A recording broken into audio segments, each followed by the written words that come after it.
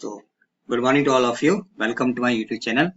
आज के सेशन में जो हम डिस्कस करेंगे वो है NE2 का पेपर केमिस्ट्री के लिए, और ईयर कौन सा है 2022। लास्ट वीडियो में मैंने 23 का डिस्कस किया था, ठीक है। आज 22 का लेके आए हैं केमिस्ट्री सेक्शन बी क्वेश्चन को। ये देखिए अदर कॉम्पिटिटिव एग्जाम के लिए भी इंपॉर्टेंट है, ठीक है। तो this is not only confined for the NE2 exam but it may be also helpful for other competitive exam like NEET. तो चलिए स्टार्ट करते हैं आज का सेशन। ये पैटर्न ऑलमोस्ट सेम वही है हर साल नीरिश का कि 36 से 60 क्वेश्चन जो आपका आएगा सेक्शन बी का वो 1 मार्क का होगा, एंड देन 61 से 70 क्वेश्चन जो आएगा वो 2 मार्क्स का होता है। तो फर्स्ट क्वेश्चन आपका कह रहा है कि 2 gram of oxygen contain same number of atoms as contain by. यदि इसका की कॉन्सेप्ट क्या है कि नंबर ऑफ एटम्स के लिए हमें क्या देखना है, नंबर ऑफ मोल्स देखना है। तो नंबर ऑफ मोल्स निकालने के लिए आपको मास देगा, उसका एटॉमिक मास, मॉलिक्यूलर होने से मोलर मास। तो सीधा सीधा देखें यहाँ पे ऑक्सीजन कितना दिया है 2 डिवाइडेड बाई 16, मतलब कितना आ गया 1/8, ठीक। और obviously 1 mole of any chemical species contain Avogadro number. Number of atoms कितने होंगे, एवोगाड्रो नंबर। तो आपको पूरा नंबर ऑफ एटम्स नहीं निकालना, जिसमें नंबर ऑफ मोल सेम आएगा उसमें नंबर ऑफ एटम्स, या कहीं कहीं नीट वगैरह में भी क्वेश्चन है कि नंबर ऑफ मॉलिक्यूल्स आपको पूछेगा। तो देख लीजिए, तो 0.5 डिवाइडेड बाई हाइड्रोजन का 1, 7/14, सल्फर का कितना होता है 4 डिवाइडेड बाई 32, तो सीधा सीधा कितना मिल गया 1/8, तो हमारा ऑप्शन मिल गया। चलिए सोडियम का कितना होता है चेक कर लीजिए 23, तो ये कितना आएगा 0.1 मोल आएगा। तो नंबर ऑफ मोल्स अगर सेम है तो नंबर ऑफ एटम्स भी सेम होंगे। क्लियर। इस तरह का क्वेश्चन कंपैरिजन वाला और भी नीट में क्वेश्चन आपको पूछा हुआ है, ठीक। चलिए second, in the nuclear reaction uranium 238 से lead Pb206, number of alpha and beta particles. तो ठीक है, मैं इसके लिए आपको एक सीधा सीधा शॉर्टकट फॉर्मूला लिख देता हूँ कि नंबर ऑफ अल्फा पार्टिकल्स अगर आपको निकालना है तो बस आपको क्या देखना है, चेंज इन एटॉमिक मास। तो मास कितना ऊपर मुझे लिखा रहता है 238 माइनस 206, और कितने से डिवाइड करना है, डिवाइडेड बाई 4, तो कितना मिल जाएगा आपको 8 अल्फा। देखिए ऑप्शन कितना है आपको 8 अल्फा का एक ही ऑप्शन है, हमारा काम खत्म, ठीक। But number of beta particle अगर निकालना है तो इसका भी मैं शॉर्टकट, क्योंकि और भी इस तरह का क्वेश्चन मिल जाएगा। तो 2 into alpha minus change in atomic number. Atomic number कितना चेंज हो रहा है, एटॉमिक नंबर में चेंज देख लीजिए। तो अल्फा कितना मिल गया 2 into 8 minus change in atomic number, 92 से 82 जा रहा है मतलब 10, ठीक। तो 16 माइनस 10 मतलब 6। ऐसा इसलिए क्यों बोला, क्योंकि देखिए अल्फा सिंपली क्या होता है 2He4, और जब एक अल्फा पार्टिकल निकलता है तो इसके एटॉमिक नंबर में 2 यूनिट की कमी हो जाती है। Atomic number is reduced by 2 unit while atomic mass reduced by 4 unit. Atomic mass जो होता है वो 4 यूनिट रिड्यूस हो जाता है। बीटा पार्टिकल का जब इमिशन होता है तो मास में कोई चेंज नहीं होता, नो चेंज। एटॉमिक नंबर जो होता है वो 1 यूनिट बढ़ जाता है, सॉरी 1 यूनिट घट जाता है, क्योंकि बीटा जो होता है वो न्यूक्लियस से इमिट होता है और एक प्रोटॉन जो होता है वो न्यूट्रॉन में कन्वर्ट हो जाता है।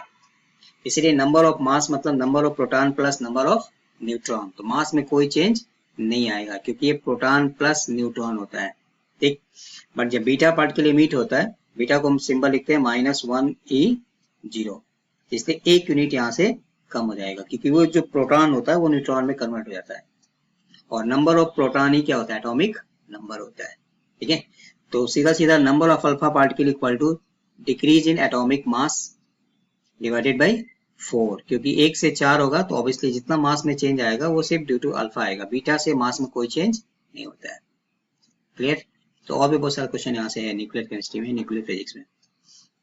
चलिए next 38, what is the volume of carbon dioxide liberated at 1 atmosphere and 0 degree Celsius when 10 gram of 100% pure calcium carbonate, 100% लिखा हुआ है, is treated with excess dilute sulfuric acid। चलिए पहला सीधा सीधा क्या है कि calcium carbonate plus sulphuric acid दोनों का रिएक्शन लिख दीजिए। तो बोलिए क्या बन जाएगा, calcium sulphate plus H2O plus CO2। अब देखिए यहाँ से स्टोइचमेट्रिक का ये क्वेश्चन है, 1 मोल अगर कैल्शियम कार्बोनेट लेंगे तो हमें कितना कार्बन डाइऑक्साइड मिलेगा 1 मोल। ठीक, 1 मोल कैल्शियम कार्बोनेट का मोलर मास हो जाता है 100। आप दिया भी है, आप रख के सॉल्व भी कर सकते हैं। ठीक, 1 मोल कार्बन डाइऑक्साइड का हमसे क्या पूछ रहा है, वॉल्यूम पूछ रहा है। तो no doubt 1 mole of any gas at STP is 22.4 litre. ठीक, अब 100 नहीं है, यहाँ में क्वेश्चन में क्या लिखा आपको, 10 ग्राम लिखा है। तो ऑब्वियसली 10 टाइम्स रिड्यूस हो गया, तो ये भी क्या हो जाएगा, 10 टाइम्स रिड्यूस हो जाएगा, तो 2.24 लीटर, सीधा सीधा 2.24 लीटर। इसी के लिए आपको ये 0 डिग्री सेल्सियस और 1 एटमॉस्फेरिक प्रेशर दिया हुआ था। ठीक, clear. The molarity of 98% sulfuric acid density is given by weight H। ये भी बहुत इंपॉर्टेंट है, बहुत सारा क्वेश्चन आपको यहाँ से मिल जाएगा। लेकिन इसके लिए मैं आपको सीधा सीधा एक फॉर्मूला लिख देता हूँ। डिटेल्स आप मेरे सॉल्यूशन प्लेलिस्ट में जाके देख सकते हैं। x into D10 divided by molar mass of molecular weight of solute. x का मतलब जितना परसेंट आपको कहेगा उतना आप यहाँ आंख बंद करके रख दीजिए। 10%, 20%, 50%, 60%, वॉटएवर। यहाँ क्या बोला, 98 रख दिया। डेंसिटी आपको दिया है 1.8, 10 divided by molar mass sulphuric acid का 98। देखिए कैंसिल हो गया। एक 1.8 से 10 को मल्टीप्लाई करेंगे तो सीधा आ जाएगा 18 मोलर। ठीक है, तो में भी बहुत सारा क्वेश्चन है यहाँ है, इससे आपका कैलकुलेशन भी आसान हो जाएगा ये शॉर्टकट फॉर्मूला से। ठीक है, और डिटेल और क्वेश्चन के लिए आप सॉल्यूशन में जाके प्लेलिस्ट सॉल्यूशन में जाइए, previous year questions, basic concepts वहां मैंने डिस्कस किया हुआ है। ठीक, चलिए, the smallest alkali metal cation, सबसे छोटा कौन होता है, तो when we move from top to bottom in a group atomic size increases. ठीक, एटॉमिक एनायनिक रेडियाई जो होता है वो बढ़ता है। तो सबसे छोटा तो एल्कली मेटल मतलब lithium, first group S block, lithium, sodium, potassium, rubidium, caesium और फ्रांसियम, ये आपका फर्स्ट ग्रुप है। तो सबसे ऊपर कौन बैठा है, लिथियम। तो बस सीधा सीधा आंख बंद करके ऑप्शन मार के आगे बढ़ना था। ठीक है, चलिए, the ionic mobility of alkali metals ions in aqueous solution is maximum for. फिर यहाँ भी वही है कि ऊपर से नीचे अगर हम आएंगे तो लिथियम प्लस सोडियम, ठीक, lithium sodium, potassium, rubidium and caesium. But option में हमको सीजियम नहीं दिया, सिर्फ रुबिडियम तक आया। ठीक, देखिए अभी क्वेश्चन आया था, ये छोटा है, ये उससे थोड़ा बड़ा है, ये और बड़ा है और ये और बड़ा है। ठीक, हमसे पूछ रहा है मोबिलिटी, आयनिक मोबिलिटी। तो देखिए जितना ज्यादा हाइड्रेशन होगा, ठीक, हाइड्रेशन ज्यादा होगा तो ऑब्वियसली क्या होगा, उसमें फोर्स ऑफ अट्रैक्शन ज्यादा होगा। फोर्स ऑफ अट्रैक्शन ज्यादा होगा तो उसकी मोबिलिटी कम होगी। मतलब ऐसे समझिए कि आप जस्ट दौड़ने चाह रहे हैं और आपको 10 आदमी पकड़ ले आपका पैर, तो आपको क्या होगी, मोबिलिटी आपकी कम होगी। ठीक, बट कोई आदमी अगर फ्री है, उसको कोई भी आदमी पैर नहीं पकड़ा है तो वो तेज दौड़ेगा। ठीक, तो सीधा सीधा जिसमें हाइड्रेशन इंथैल्पी कम होगा, हाइड्रेशन कम होगा, उसकी मोबिलिटी ज्यादा होगी। तो मैक्सिमम हमसे पूछ रहा है। ठीक है, तो ऊपर से नीचे आने पे क्या होता है, साइज बढ़ेगा। ठीक, चार्ज देखिए सब में सेम है, तो चार्ज डेंसिटी घटे, charge density, hydration actually depend करता है चार्ज डेंसिटी, मतलब चार्ज डिवाइडेड बाय साइज। जिसका साइज अगर बड़ा है, मतलब जिस फ्रैक्शन का डिनोमिनेटर बड़ा है, क्योंकि चार्ज तो सब में सेम है ना, +1, तो उस केस में क्या होगा, ये कम होगा। ठीक, ये साइज कम होगा तो उसमें ये ज्यादा होगा, तो ज्यादा वो हाइड्रेशन करेगा। तो मैक्सिमम किस में आएगा, जो नीचे बैठा है, मतलब रुबिडियम। ठीक है, तो ये भी रिपीटेड क्वेश्चन है। Number of lone pairs of electron associated भी, सबसे ज्यादा तो किसमें, जिनोन के कंपाउंड में सबसे ज्यादा लोन पेयर किसमें होता है, ये पूछ रहा है। एक जिनोन का एटॉमिक नंबर क्या होता है, बोलिए, जिनोन का एटॉमिक नंबर क्या होता है, लास्ट वैलेंस शेल में 8 होते हैं। ठीक, तो 8, इसमें से बॉन्ड पेयर आपको कितना दिखाई दे रहा है, 2, माइनस कर दीजिए, तो 8 - 2 डिवाइडेड बाई 2। ठीक, लोन पेयर, पेयर मतलब 2 का पेयर होता है, कितना बनेगा, 8 में से 2 गया, 6/2 मतलब 3। ठीक, HCF4 में कितना हो जाएगा, 8 - 4/2 मतलब 2। इसमें कितना आ जाएगा, 8 - 6/2 मतलब 1। तो सबसे ज्यादा हाईएस्ट नंबर कहाँ में आ रहा है, HCF2 में। ऑक्सीजन के केस में क्या हो जाएगा कि ऑक्सीजन को 2 इलेक्ट्रॉन चाहिए, तो एक ऑक्सीजन आने से 2 इलेक्ट्रॉन, तो 3 आने से 6 इलेक्ट्रॉन, तो बाकी कितना बचेगा, 8 में से 6 खर्च कर दिया तो बचा 2, और 2/2 का मतलब हो गया 1। तो XeO3 के ऊपर कितना आएगा, सिर्फ एक लोन पेयर आएगा। ठीक, इसकी ज्योमेट्री भी इंपॉर्टेंट है, तो इसलिए इस क्वेश्चन के लिए यहाँ से मैं इसका ज्योमेट्री भी लिख देता हूँ, क्योंकि ये भी आपको मिल जाएगा क्वेश्चन में। देखिए XeF2 क्या होता है, लीनियर होता है।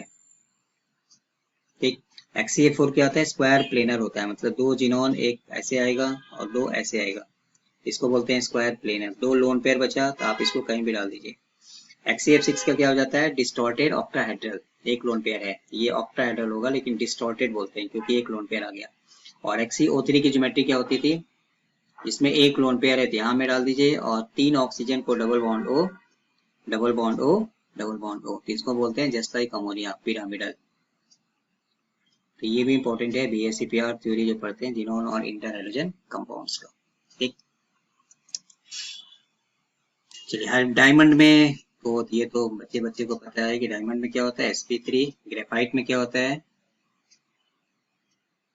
बोलिए ग्रेफाइट में क्या होता है, each carbon is sp2 hybridize. इसलिए डायमंड में क्या होता है कि हर कार्बन 4 कार्बन से टेट्राहेड्रल फैशन में जुड़ा होता है, कोई इलेक्ट्रॉन फ्री नहीं होता, तो no free electrons, no free electrons, इसलिए diamond is a bad conductor of electricity, ये बैड कंडक्टर है। But in case of graphite sp2 है, फ्री इलेक्ट्रॉन्स है, फ्री इलेक्ट्रॉन है, इसलिए it is a good conductor of electricity. ठीक, तो option आप देख लीजिए sp3। How many grams of HCl will be present in 150 ml of its 0.52 molar solution? चलिए अच्छा क्वेश्चन है, 0.52 मोलर, इसका मतलब क्या है, 1 मोलर सॉल्यूशन का मतलब क्या था कि 1 mole of any chemical substance solute is dissolve in 1 litre of solution. ठीक, और उसमें से हम कितना ले रहे हैं, सिर्फ 150 ले रहे हैं। तो पहला काम ये होता है कि नंबर ऑफ मोल्स आप यहाँ निकाल लीजिए। देखिए ये भी एक जनरल फॉर्मूला मैं यहाँ लिख देता हूँ शॉर्टकट, मोलैरिटी आपको दिया रहेगा, वॉल्यूम आपको दिया रहेगा, डिवाइडेड बाय 1000। ठीक, ये जनरल फॉर्मूला याद रखिए। तो इस क्वेश्चन के लिए मोलैरिटी कितना दिया आपको, 0.52, वॉल्यूम कितना दे रहा है, 150, डिवाइडेड बाय 1000। बट आपको नंबर ऑफ मोल्स नहीं पूछ रहा है, क्या पूछ रहा है, हाउ मेनी ग्राम्स। तो नंबर ऑफ मोल्स से अगर मास निकालना है तो उसके लिए फॉर्मूला क्या था कि number of moles into molecular mass, molar mass 36.5। इसको यहाँ से सॉल्व कर दीजिए, इससे चलिए डिवाइड कर देता हूँ, 15 को 52 से मल्टीप्लाई करिए, जितना आएगा उसमें 100 से डिवाइड करिए और फिर 36.5 से मल्टीप्लाई कर दीजिए। ठीक है, तो करके आप इसका आंसर हमें कमेंट करके बता दीजिए कितना आएगा। और इसको याद रखिए, आगे भी बहुत सारा क्वेश्चन आपको मिलेगा, नीट में भी है, जेईई मेंस में भी है, हर जगह ये है, बफर सॉल्यूशन में भी इसकी जरूरत पड़ती है। ठीक, क्लियर। चलिए फटाफट सॉल्व करके आप हमें आंसर बता दीजिए कितना मिला आपको।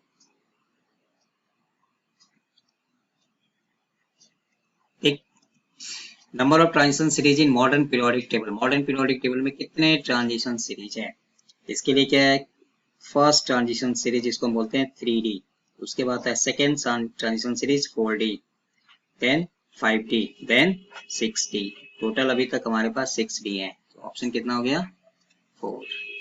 ठीक, temperature of the system decreases in and, किस प्रोसेस में टेम्परेचर सिस्टम का घटता है,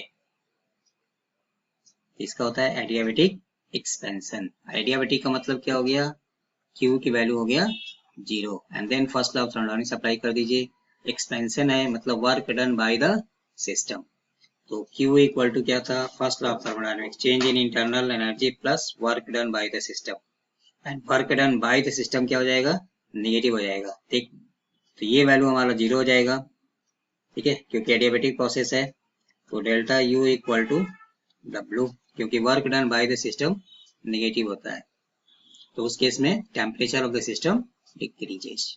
ठीक, what is the order of reaction with has a rate expression, इसको बोलते हैं rate expression, rate equal to rate constant concentration का पावर, तो order is defined as sum of powers raised in a concentration terms, तो सीधा सीधा तो 3/2 plus यहाँ में क्या है -1, मतलब 3/2 -1 कितना मिल जाएगा, 1.5 में से 1 माइनस कर देंगे तो हाफ आ जाएगा। ठीक है, ऑर्डर के और डिटेल्स क्वेश्चन के लिए आप केमिकल काइनेटिक्स के प्लेलिस्ट में जा सकते हैं मेरे चैनल पे। चलिए, kinetic energy of 14 gram of nitrogen gas at 27 degree Celsius. Kinetic energy का फॉर्मूला क्या था, 3/2 nRT। ठीक है, average kinetic energy is directly proportional to temperature. तो कोई भी गैस हो, अगर आप सेम टेम्परेचर पे रखते हैं तो उसकी एवरेज काइनेटिक एनर्जी सेम होती है, बट काइनेटिक एनर्जी अलग अलग होता है। ठीक है, तो हाफ काइनेटिक एनर्जी जनरली बोलते हैं हाफ mv स्क्वायर, बट यहाँ में 3/2 nRT। चलिए, 3/2 n की वैल्यू कितना दिया आपको, नहीं दिया है, कोई बात नहीं, मास बाई नाइट्रोजन। ठीक है, नाइट्रोजन गैस N2, तो mass by molar mass. R की वैल्यू 8.314 और टेम्परेचर हमें केल्विन में चाहिए। 27 में 273 ऐड कर दीजिए, कितना हो गया, 300 केल्विन। ठीक, तो ये जूल में था, R की वैल्यू क्या होती है, joule kelvin inverse mole inverse. ठीक, इसलिए यहाँ से देखिए केल्विन से ये केल्विन कैंसिल हो जाएगा, तो जो आंसर आएगा वो जूल में आएगा, बट हमें ऑप्शन किस में दिया है, किलो जूल में दिया है। तो फिर आपको इसको 1000 से डिवाइड करना पड़ेगा। डिवाइड करके देख लीजिए कितना आंसर आएगा। ठीक है, चलिए सॉल्व करके देखिए कितना आंसर आएगा। तो यहाँ से कितना हो जाएगा, ये हो जाएगा हाफ। ठीक, ऊपर में 2 जीरो से ये 2 जीरो को आप हटा दीजिए, 1000 से आप डिवाइड करेंगे। नीचे में 4 आएगा, ऊपर में 3 × 3 9 9 8 जा 72 और नीचे में कितना हो गया, 2 2 जा 4। ठीक, और नीचे फिर इसमें मल्टीप्लाई भी होगा, मैंने राउंड फिगर में लिया है। ठीक है, तो आप सॉल्व करके देख लीजिए कितना आंसर आपको मिलेगा। ठीक है, तो 4 2 जा 8 नहीं जाएगा, इससे थोड़ा ज्यादा आएगा मे बी, इससे मल्टीप्लाई करेंगे ना 8.314 से। ठीक, तो सॉल्व करके देखिए कितना क्वेश्चन है, कितना आंसर आएगा इसका। ठीक है, तो कितना आएगा, 4 2 जा 8 तो होगा नहीं, 4 1 मतलब 32 8, तो ऑब्वियसली यहाँ से क्या मिल जाएगा, 18 4 जा 72। अगर राउंड फिगर में लेते हैं तो मतलब और 10 से डिवाइड करेंगे तो 1.87 किलो जूल। ठीक, in the cell zinc zinc +2, मतलब ये डेनियल सेल है जिंक का। नेगेटिव टर्मिनल बोलिए, नेगेटिव टर्मिनल क्या होता था, एनोड। एनोड जो होते हैं वो नेगेटिव टर्मिनल होते हैं। क्यों, क्योंकि एनोड वो होता है जिसका ऑक्सीडेशन होता है। In a galvanic cell anode acts as, anode वो होगा जिसका ऑक्सीडेशन होगा। कैथोड वे होते हैं जिनका रिडक्शन होता है। ठीक, अगर गैल्वेनिक सेल ऐसे लिखा होता है तो इसका एक ये होता है कि A B C, A for anode, B for salt bridge, bridge double line represents bridge, single line represents inter conversion. ठीक, A B C बोलते हैं। तो इसलिए एनोड वो होगा जो ऑक्सीडाइज होगा, कैथोड वो होगा जो रिड्यूस होगा। इसलिए एनोड जो होता है नेगेटिव टर्मिनल होता है और कैथोड जो होता है वो पॉजिटिव टर्मिनल होता है। तो ऑब्वियसली इसमें नेगेटिव कौन हो जाएगा, जिंक, मतलब एनोड। ठीक, तो option D. EMF of a galvanic cell with electrode potentials of silver. तो देखिए स्टैंडर्ड EMF मतलब इलेक्ट्रोमोटिव फोर्स हमसे पूछ रहा है, मतलब E0 सेल निकालना है हमें। तो E0 सेल निकालने के लिए हमें क्या था, E0 cathode minus E0 anode. ठीक है, अब वैल्यू के हिसाब से हमें पता करना है, क्योंकि आपको यहाँ में सेल रिएक्शन नहीं लिखा है, ना सेल लिखा है ना रिएक्शन लिखा है। तो जो वैल्यू, इसका कॉन्सेप्ट है कि अगर दोनों पॉजिटिव है, ठीक, तो उसमें जो ज्यादा पॉजिटिव होगा वो एनोड का काम करेगा, जो कम पॉजिटिव होगा वो कैथोड का काम करेगा। ठीक, अगर एक मान लीजिए प्लस है और एक नेगेटिव है, तो जो नेगेटिव वैल्यू होता है वो एनोड होता है, जो पॉजिटिव वैल्यू होगा वो कैथोड होगा। और अगर दोनों नेगेटिव है तो उसमें जो ज्यादा नेगेटिव होगा, मतलब जिसकी वैल्यू ज्यादा होगी वो एनोड होता है, और जिसकी वैल्यू कम होगा वो कैथोड होगा। बट माइंड इट, नेगेटिव में जैसे मान लीजिए कि -2.314 है और दूसरे का मान लीजिए 1.87 है, तो ये वैल्यू जो होगा वो एनोड होगा, जिसकी वैल्यू होगी वो एनोड का काम करेगा, और ये वैल्यू जो होगा वो कैथोड का काम करेगा। ठीक है, तो बस रख के माइनस कर दीजिए। तो 80 में से 34 माइनस होगा तो कितना आएगा 46, तो ऑप्शन 0.46 मतलब ऑप्शन ए। ठीक है, percentage of carbon in acetic acid. चलिए, एसिटिक एसिड का फॉर्मूला क्या होता है, CH3COOH। इसका टोटल मास निकाल लीजिए, तो ये आ जाएगा आपको, एसिटिक एसिड का होता है 60। तो देखिए 60 में कितना कार्बन दिखाई दे रहा है हमें, डबल।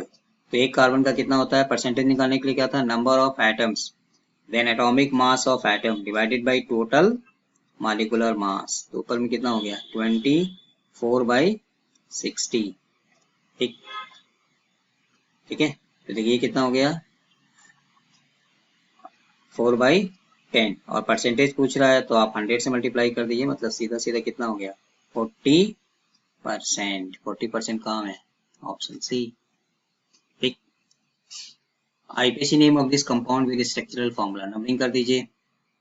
हालांकि ये पेपर में, ओरिजिनल पेपर में ये थोड़ा टाइपिंग एरर था। 1 2 3 4 5। नंबर ऑफ कार्बन कितने होंगे, पेंट, सारे ऑप्शन में पेंट दिया। ठीक है, 1 आइन। ठीक, 2 3 पे डबल बॉन्ड है, तो option A. Number of possible open chain isomeric compounds for the molecular formula C5H10। तो C5H10 का मतलब पेंटीन, 1 2 3 4 5। ठीक, C5H10 कैसे एल्कीन बोला, क्यों, क्योंकि यहाँ में क्या है CnH2n, एग्जैक्टली डबल होता है हाइड्रोजन, तो उसको बोलते हैं एल्कीन। देखिए यहाँ में आपको सिर्फ ओपन चेन पूछा है, साइक्लिक कंपाउंड नहीं पूछा है, मतलब एलिफेटिक के लिए हमें बताना है। ठीक है, साइक्लिक के लिए नहीं बताना है। तो उस केस में 5 तो यहाँ से आएगा। चलिए, पेंटीन, तो एक पेंटीन का मतलब एक डबल बॉन्ड आप यहाँ लगा सकते हैं, तो 1 पेंटीन, पेंटीन 1। दूसरे में डबल बॉन्ड हम कहाँ लगा सकते हैं, 2 पे लगा सकते हैं। देखिए 2 पे आएगा तो फिर यहाँ से सिस और ट्रांस बनेगा, सिस और ट्रांस। उसके बाद ब्यूटीन में 3 हो जाएंगे और 2 यहाँ से 5, और एक सिस ट्रांस को काउंट करेंगे तो टोटल 6 आ जाएगा। ठीक है, reaction, this is an example of homolytic heterolytic cracking. ये होमोलिटिक बॉन्ड फिजन, होमोलिटिक में क्या होता था, when there is no difference in electronegativity. ठीक, हेटेरोलिटिक कब आता था, जब डिफरेंस आएगा। होमोलिटिक से क्या बनते थे, फ्री रेडिकल्स आर जनरेटेड, यहाँ से बनेगा फ्री रेडिकल्स। तो होमोलिटिक से फ्री रेडिकल्स। हेटेरोलिटिक से क्या बनते थे, या तो कार्बोकेटायन या फिर कार्बन आयन। तो यहाँ में क्या दिखाई दे रहा है, कार्बोकेटायन 3 डिग्री, तो इसलिए हो गया बी। क्रैकिंग क्या था, हायर हाइड्रोकार्बन्स को हम लोअर में तोड़ते हैं बाय हीटिंग, तो क्रैकिंग या pyrolysis. The reaction of potassium dichromate with NaCl and concentrate sulfuric acid gives। देखिए potassium dichromate, sodium chloride, concentrate sulphuric acid, अगर प्रैक्टिकल किया है तो आपको ये देखते ही नाम याद आएगा कि इसको हम क्या बोलते थे, क्रोमिल क्लोराइड टेस्ट।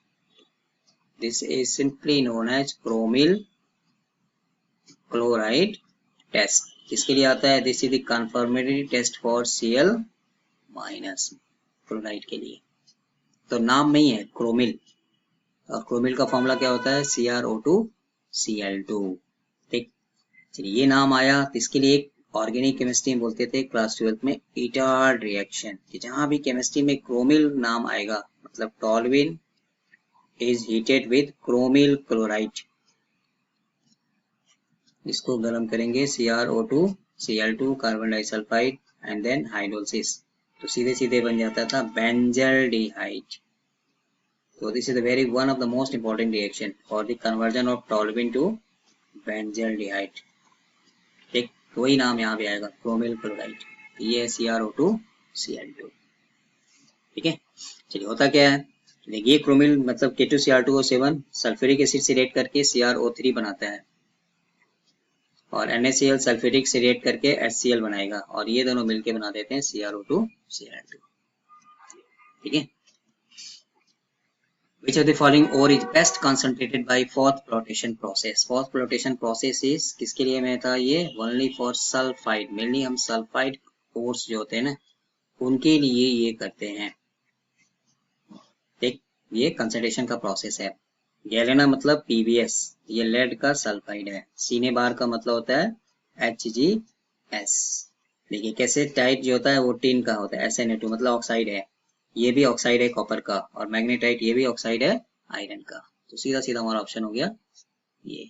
तो क्रॉस रोटेशन प्रोसेस जो होता है वो सिर्फ सल्फाइड ओर्स के लिए होते हैं, जिसमें पाइनॉल डालते हैं, फिर वो दोनों सेपरेट हो जाते हैं। The process of preparation of colloidal solution from a precipitate is known as peptidization। खैर आजकल colloidal solution तो क्लास 12 से हट गया है। Which of the following is paramagnetic in nature? इसमें भी है कि कार्बिन और नाइट्रीन तो लिखा है, लेकिन जनरली कार्बिन जो होते हैं वो दो तरह के होते हैं, एक सिंगलेट और एक ट्रिपलेट। इसमें हमको डिटेल्स नहीं दिया है, मतलब सिंगलेट है या ट्रिपलेट है, इसलिए पैरामैग्नेटिक नेचर तो 100%। हालांकि although singlet carbenes are diamagnetic but triplet carbenes are paramagnetic, लेकिन यहाँ में सिर्फ कार्बिन लिखा है। ठीक है, कार्बोनियम आयन तो ये डाया होते हैं। आपसे क्या पूछ रहा है, पैरामैग्नेटिक। तो पैरामैग्नेटिक इसमें क्या आ जाएगा, सीधा सीधा free radicals are paramagnetic. Nitrene में भी वही सिंगलेट ट्रिपलेट वाली कहानी है। ठीक है, When benzene is heated with chlorine in presence of sunlight, in presence of sunlight benzene जाएगा तो ये क्या देगा, एडिशन रिएक्शन। और एडिशन रिएक्शन बेंजीन में करा दीजिए तो इसका नाम आता है बेंजीन हेक्सा क्लोराइड, जिसको हम गैमेक्सिन भी बोलते हैं, या commercially it is known as lindane. Benzene hexa chloride. ठीक, देखिए नाम ही है बेंजीन हेक्सा मतलब 6 और क्लोराइड मतलब बेंजीन तो रहेगा ही रहेगा, उसमें आप 6 क्लोरीन ऐड कर दीजिए। ठीक, मतलब chlorine chlorine chlorine chlorine chlorine chlorine, hydrogen तो रहेगा ही, इसलिए इसको बोलते हैं benzene hexa chloride. Commercially it is known as gammexane. ये एक इंसेक्टिसाइड है, या लिंडेन नाम से भी ये कमर्शियली मार्केट में मिलता है। तो ये हो जाएगा बेंजीन, ऑप्शन सी। डिचिटिव principle is applicable only to ए।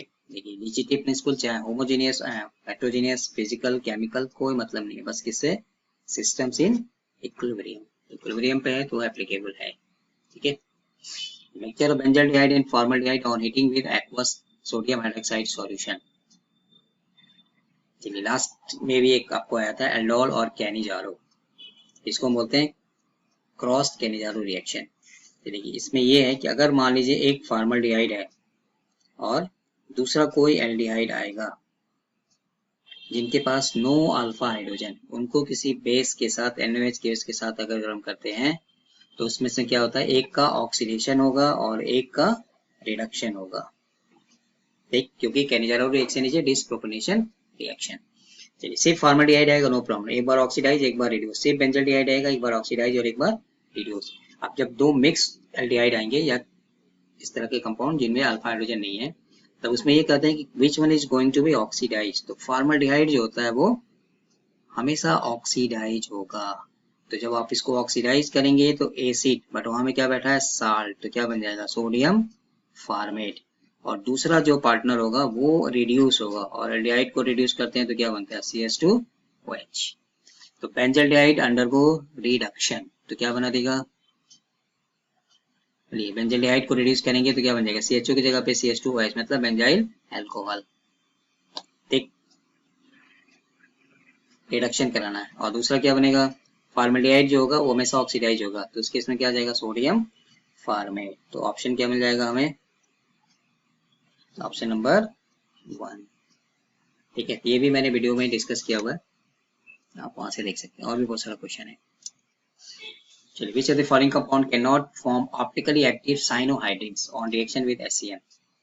पहले रिएक्शन लिख दें, तो एल्डिहाइड और कीटोन रिएक्शन विद HCl, ये एडिशन रिएक्शन है। ठीक, वैसे तो 2 स्टेप में होता है, बट सीधे सीधे क्या बनता है, यहाँ से OH लगा दीजिए और उसी कार्बन पे Cl लगा दीजिए, इसी को बोलते हैं साइनोहाइड्रेट। तो इसमें एक नाम आया ऑप्टिकली एक्टिव, मतलब ऐसा कार्बन जिसकी चारों वैलेंसी 4 डिफरेंट एटम से सेटिस्फाई हो। ठीक, तो जहां जहां CO है वहां में हाइड्रोजन जाएगा ऑक्सीजन के पास और उसी कार्बन पे आ जाएगा Cn।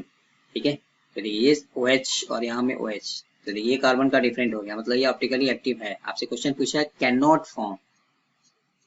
ठीक, बेंजल्डिहाइड में भी वही कहानी है, 2 पेंटेनोन वही, बट 3 पेंटेनोन में नहीं आएगा। क्यों, क्योंकि 3 पेंटेनोन तो 3 पे डबल बॉन्ड O, यस थोड़ा लाइट हो गया ये, अब इसमें आप HCN का रिएक्शन कराइए, तो बोलिए क्या बनेगा। तो इस कार्बन पे क्या बोला, OH लगा दीजिए और उसी कार्बन पे Cn लगा दीजिए, बाकी जो जैसे है ना एडिशन है ऐड कर दीजिए। तो यहाँ पे देखिए CH2 CH3 आएगा, यहाँ पे क्या आएगा CH2 CH3 आएगा। देखिए ये कार्बन डिफरेंट है बट ये दोनों ग्रुप क्या होंगे, सेम हो गए। जब दोनों सेम हो गए तो फिर ये ऑप्टिकल एक्टिविटी खत्म, कायरल कार्बन नहीं रहा। ठीक है, तो इसलिए इस क्वेश्चन का आंसर क्या हो जाएगा, डी। ठीक, the main product form in the following reaction is, तो मैं जनरल लिख देता हूँ, बाकी आप खुद ही ऑप्शन बना लीजिए। ठीक, किसी भी एसिड को RCOOH अमोनिया के साथ रिएक्शन कराते हैं तो नो डाउट अमोनिया के पास लोन पेयर है, इसके पास एसिड हाइड्रोजन है, तो पहले ये अमोनियम साल्ट बना देगा COONH4, और अब जब इसको गर्म करेंगे तो यहाँ से वाटर निकाल दिए, मतलब 2 हाइड्रोजन यहाँ से और 1 ऑक्सीजन यहाँ से, तो क्या बन जाएगा,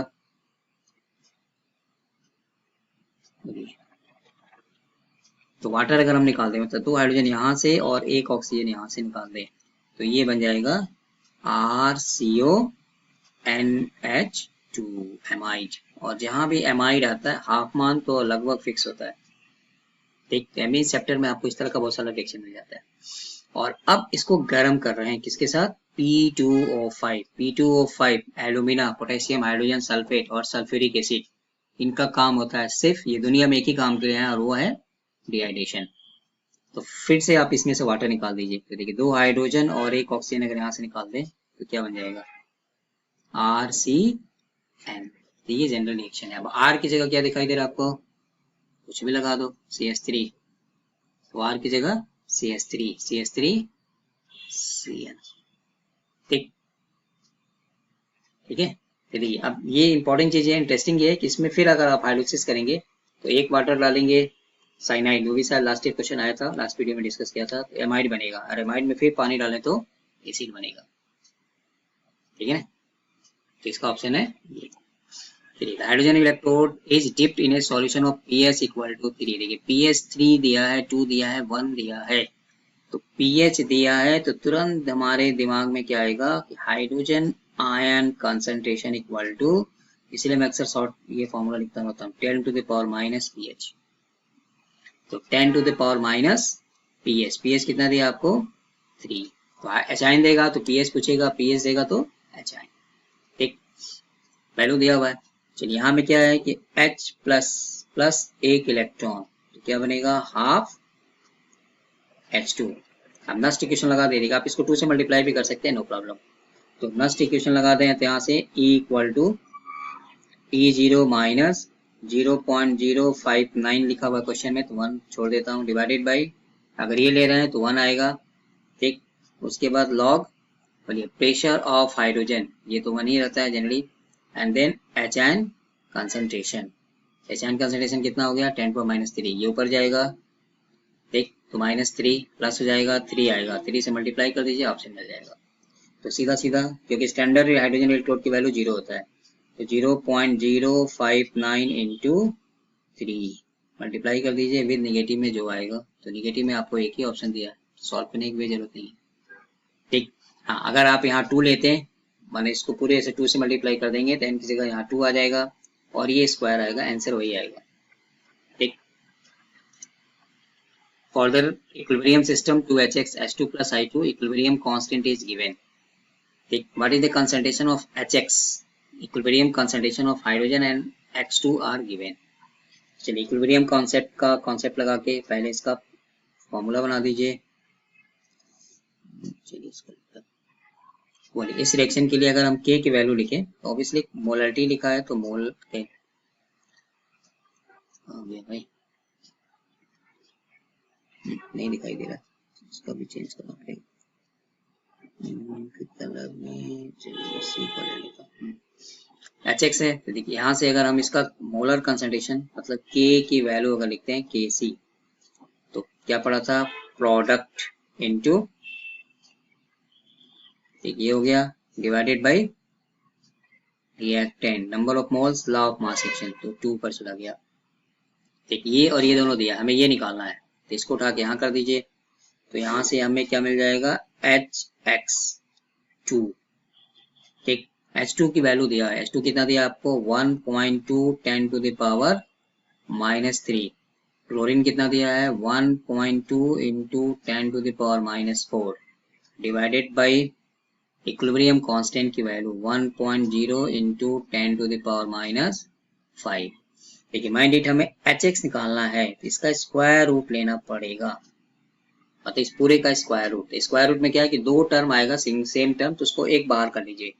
तो इसलिए यहाँ से 1.2 की जगह पे हमने एक ले लिया, बाकी 10 का पावर को तो 4 माइनस 3 कितना हो गया -7, और नीचे से ऊपर जाएगा तो क्या हो जाएगा 5, इससे कैंसिल हो जाएगा। 10 पर -2, 10 पर -2 में से एक बाहर ले लेंगे तो कितना आ जाएगा 10 का पावर -1। ऑप्शन देखिए दिया है कहीं, तो ऑप्शन हो गया ए, ठीक। An aqueous solution boils at 100.5.2 degree Celsius. The freezing point of solution is KF और KV की वैल्यू आपको दिया हुआ है, ठीक है। चलिए इसके लिए हमने क्या फॉर्मूला पढ़ा था, solution delta TB by delta TF। ये किसके बराबर था KB इंटू मोलिलिटी, ठीक। और ये भी कितना आ जाएगा KF इंटू मोलिलिटी। देखिए सेम सॉल्यूशन है तो मोलिलिटी क्या हो जाएगा कैंसिल आउट, ठीक। अब डेल्टा TB, तो डेल्टा TB क्या था boiling point of solution minus boiling point of pure solvent, मतलब जितना 100 से ज्यादा होगा सीधा सीधा, तो माइनस करेंगे तो हमें क्या मिल जाएगा 0.5.2। अब इसको यह है कि केल्विन में चेंज करेंगे तो डिफरेंस वही आएगा, तो जरूरत नहीं है, ठीक।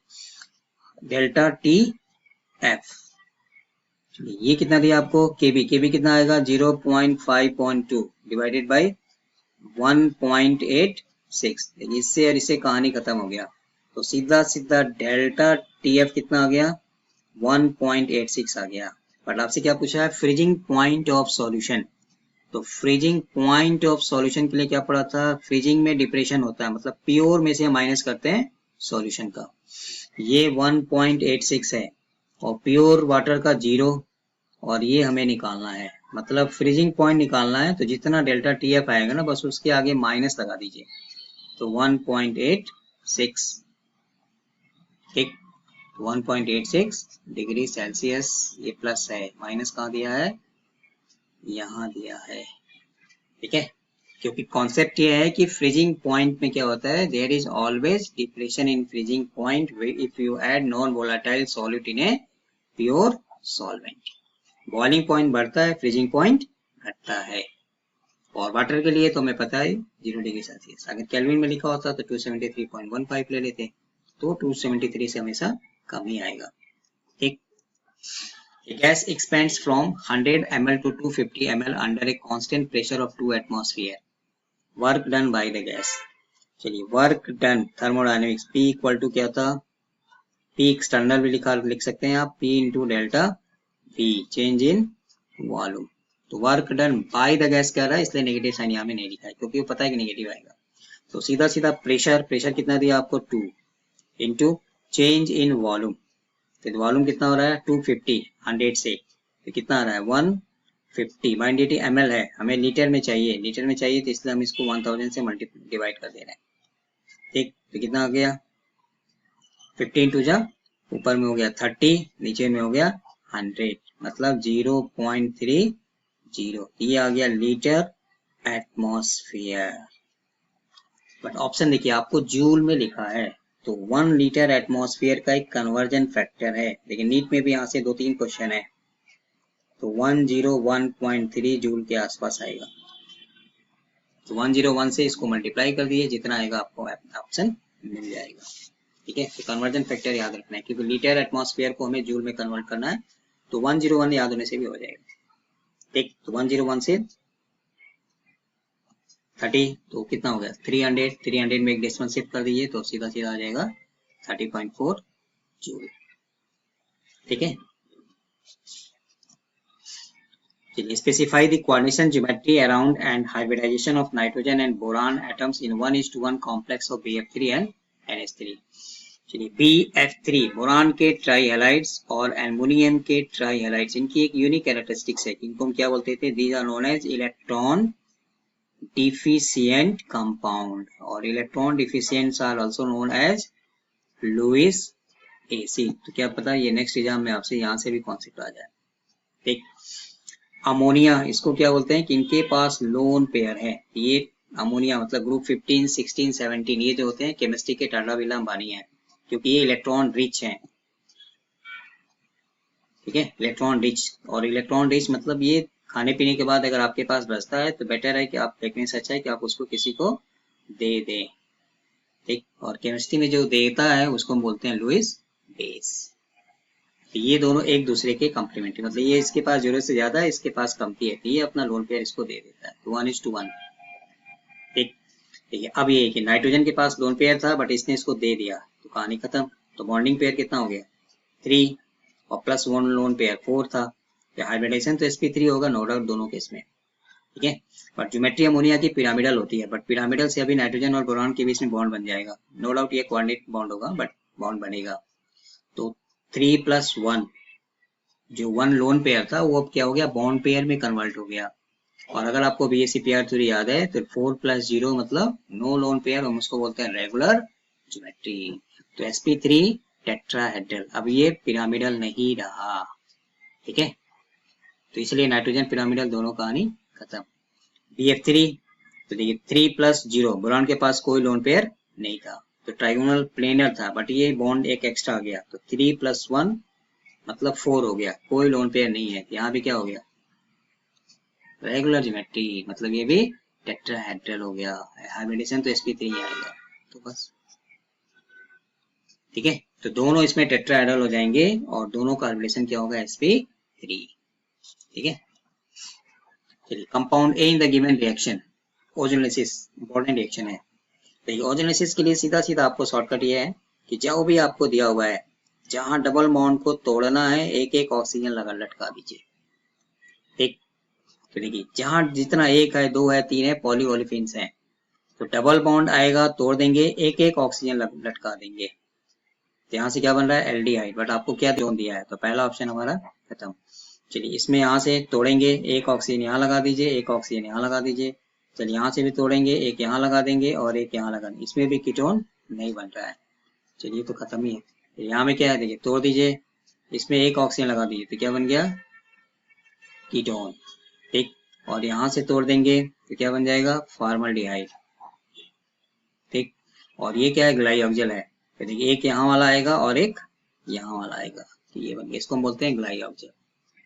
ठीक है ना, क्लियर। तो चलिए, तो इसलिए आपको बस जहां भी ओजोनेसिस आएगा कुछ नहीं करना है, बस आंख बंद करिए, जितने डबल बॉन्ड है तोड़ दीजिए और एक एक ऑक्सीजन लगा दीजिए। चलिए इसका प्रोडक्ट क्या बनाएंगे आप हमें कमेंट करके बता दीजिए। ठीक, total number of atoms present in a face centred cubic unit cell of a metal as. चलिए एक नाम आ गया, ये सॉलिड स्टेट है, आजकल सॉलिड स्टेट तो हिस्ट्री हो गया केमिस्ट्री का, but anyway FCC face centred cubic, इसमें टोटल नंबर ऑफ एटम्स निकालेंगे जिसको हम लोग जेड बोलते थे किसी जमाने में, तो वो 4 आता है। ठीक है, BCC में 2 आता है, सिंपल में 1 आता है। और atoms are regarded as sphere, तो उसका वॉल्यूम का फॉर्मूला क्या था 4/3 πr³। एक टोटल नंबर ऑफ मॉलिक्यूल्स कितने होते हैं 4, और एक का वॉल्यूम कितना है 4/3 πr³। तो आपसे टोटल वॉल्यूम पूछ रहा है कितना आ जाएगा, ये तो बच्चे वाला क्वेश्चन हो गया। एक पेन का दाम 4 रुपया है तो 4 का दाम कितना होगा। ठीक, हाँ पैकिंग फ्रैक्शन जब निकालेंगे, पैकिंग इफिशियंसी निकालेंगे, तब उस केस में आ जाता है ये 74%। ठीक है, FCC के लिए 68% BCC के लिए। ठीक, तो ये था हमारा क्वेश्चन नंबर 70, मतलब यहाँ में सेक्शन बी पार्ट आपका खत्म होता है। ठीक है, तो इसमें बहुत सारे ऐसे क्वेश्चंस हैं जो 22, 23, 24, 25 4 ईयर्स का अगर आप ठीक ठाक पेपर देख लें और इससे रिलेटेड और भी क्वेश्चंस आप सॉल्यूशन का, कैलकुलस का, इलेक्ट्रोकेमिस्ट्री का, बॉन्डिंग का, आप एक बार प्लेलिस्ट में जाके देखिए जो प्रीवियस ईयर क्वेश्चन डिस्कस किया हुआ है। ठीक, तो उससे आपको काफी हेल्पफुल मिलेगा। ठीक है, तो ये था आज का सेशन जिसमें हमने 22 के क्वेश्चंस को डिस्कस किया। एक ओजोनेसिस, तो जिस कॉन्सेप्ट को नहीं, क्वेश्चंस का मतलब ये होता है प्रीवियस ईयर क्वेश्चंस का मतलब है कि आपको उससे रिलेटेड क्वेश्चंस प्रॉब्लम को देखना है कि किस तरह का क्वेश्चन पूछ सकता है। और बहुत जगह ऐसे होते हैं कि क्वेश्चन रिपीट भी गए, जैसे ये फॉर्मूला वर्क डन है, आपको वॉल्यूम इतना से इतना होगा, प्रेशर दिया रहेगा, सीधे सीधे मल्टीप्लाई कर दीजिए। और एक वर्क डन का formula 2.303 NRT log V2 by P1, जब वॉल्यूम चेंजेस देगा, नंबर ऑफ मोल्स देगा या प्रेशर देगा। ठीक है, तो ये कॉन्सेप्ट, ये सॉल्यूशन तो वैसे भी इंपॉर्टेंट है। एक केमिकल इक्विलिब्रियम्स का, पीएच की वैल्यू, इलेक्ट्रोकेमिस्ट्री, ये सब ऑर्गेनिक रिएक्शंस, इनको रख के आप जितना प्रीवियस ईयर क्वेश्चन आप सॉल्व करेंगे उतना आपका कॉन्सेप्ट क्लियर होगा, तो आप नए क्वेश्चन भी कर सकते हैं। ठीक है, तो ये था आज का सेशन जिसमें हमने 2022 का लिया था। नेक्स्ट वीडियो में हमने 23 का लिया है। ठीक है, नेक्स्ट वीडियो में 25 के ईयर्स वाले जो लास्ट ईयर का पेपर था 25 का, उसको डिस्कस करेंगे। ठीक है, तो अगर आपको कोई भी डाउट है तो आप डायरेक्टली कमेंट करके पूछ सकते हैं, कोई इश्यू नहीं है। वीडियो पसंद आया तो आप लाइक कर दीजिए, अपने दोस्तों में शेयर कर दीजिए, क्योंकि मैंने अपना पार्ट तो कर दिया, अब आपका काम है कि आप इसको अपने दोस्तों में शेयर करिए। ठीक है, ज़्यादा से ज़्यादा डिस्कस करिए। सो चलिए, so thank you for watching. मिलते हैं नए वीडियो में नए टॉपिक के साथ, तब तक स्वस्थ रहिए, मस्त रहिए। ठीक, wish you all the best for your upcoming exam. Thank you.